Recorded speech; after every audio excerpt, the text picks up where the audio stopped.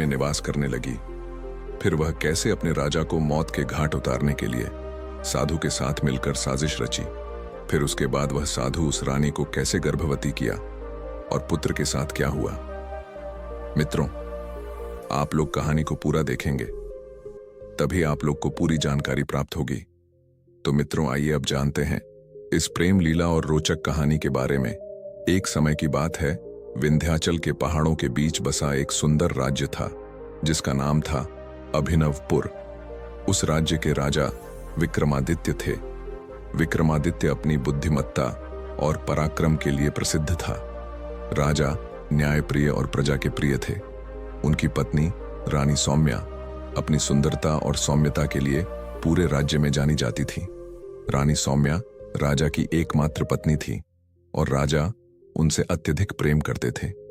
राजमहल का जीवन भव्य था, लेकिन रानी सौम्या का मन अक्सर एकाकी और ऊंचा रहता था। राजा अपने राज्य कार्य में व्यस्त रहते थे और अक्सर रानी अकेलेपन का सामना करती थी। रानी अक्सर महल के बाहर बने फूलों और फलों के बाग में भ्रमण करने जाया करती थी। उसी फलों की बाग में एक साधु का आश्रम था जिसका नाम था स्वामी जगानंद था। साधु की ज्ञान और मंत्रों की चर्चा दूर दूर तक प्रसिद्ध थे। रानी जब पहली बार वहां गई तो साधु ने उनका भरपूर स्वागत किया और उनसे गहन चर्चा की। साधु की वाणी में ऐसा आकर्षण था, तब रानी मंत्रमुग्ध हो गई।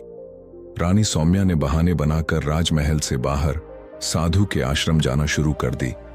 साधु ने उन्हें ध्यान योग्य और शास्त्रों का ज्ञान देना शुरू किया।